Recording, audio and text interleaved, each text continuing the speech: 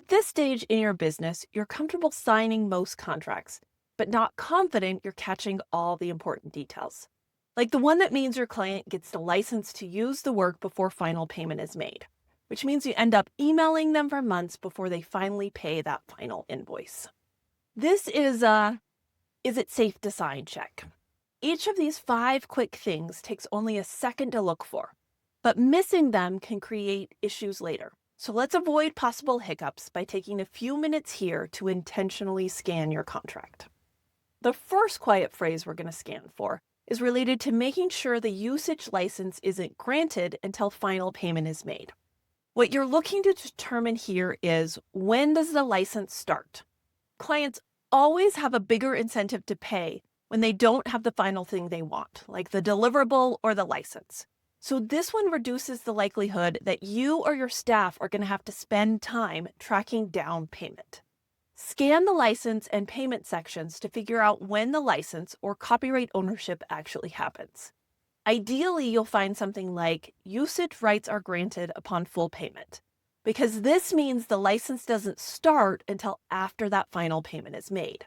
If you find vague timing or language that indicates that the license is transferred when you provide the files, then you want to flag this to discuss with your client. If you find language that indicates payment must be made first, you're all set here. The next don't miss phrase applies when you're granting an exclusive license or copyright ownership. And that's because here we want to make sure that you can continue to use the work as part of your portfolio. 90% of the time, this isn't a right that clients intend to take away from you. Instead, it's an unintentional consequence of the legal rules. So we want to scan the contract to make sure that you have a clear carve-out to use the work as part of your portfolio and for your own self-promotion. If you find a line like this, you're set. Creator retains the right to display the work for portfolio and promotional purposes. If not, flag it to discuss with your client. The third quiet phrase you don't want to miss is those vague fallback language we've discussed, like any and all usage or across all media, including future media.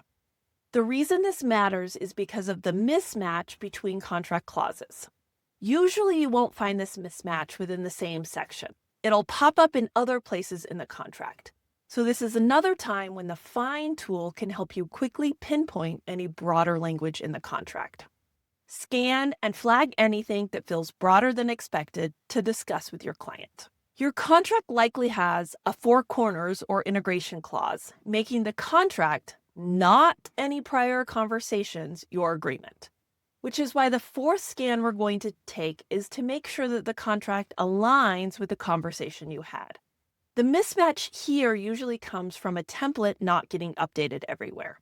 So flag anything that feels bigger than expected and ask the client if anything internally changed that resulted in these shifts. The final scan is for contract clauses that shift control. These often happen in the default contract template language. You'll look for things like, are they able to pass their license on to someone else, sublicensing?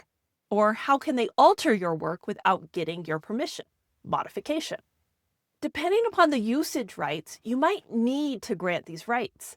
But there are also times when these give your client creative control over your work. For example, if they're getting social media usage rights, they need to be able to sublicense so that they can post it on Instagram. And they might need the ability to crop if the platform aspect ratio changes. But if they're getting social media usage rights, they don't need the ability to change the model shirt color or resell your image to their clients, or pull out illustration elements and combine them differently. These clauses are often short and don't always feel important to scan, but they can shift the control of who's in charge of how your work appears in the world. The reason experienced creatives still overlook these small, quiet phrases is that the issue with them don't show up until something goes wrong. Problems surface when, like my friend Maria, you hand over the high-resolution files before final payment is made. And 8 months later, you're still calling and emailing to get that final payment, even though the client has been using your work and profiting from it the entire time. In Maria's case, she ended up having to send a cease and desist letter before she finally got that payment. Or when your client starts using the work in a way you didn't think they could. And when talking to your lawyer, you realize that the any and all usage language was in another section of your contract. So your lawyer can't do anything because their use is actually okay. And that's exactly why I created the contract decoder inside the Artist Courtyard. It's what you'll use when something looks fine, but doesn't feel right. You can turn to it when a clause makes you hesitate, not only to understand what it means, but to spot red flags and get negotiation tips. Basically, it's your checklist to know if a contract clause is safe or if you're right to pause on it. Over time, you'll get faster at these scans because you'll know exactly where this language tends to hide.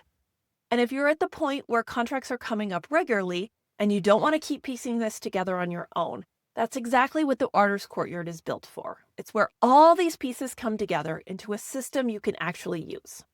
In the comments, I'd love to know which of these small details you've regretted skipping over in the past. I'll see you next time.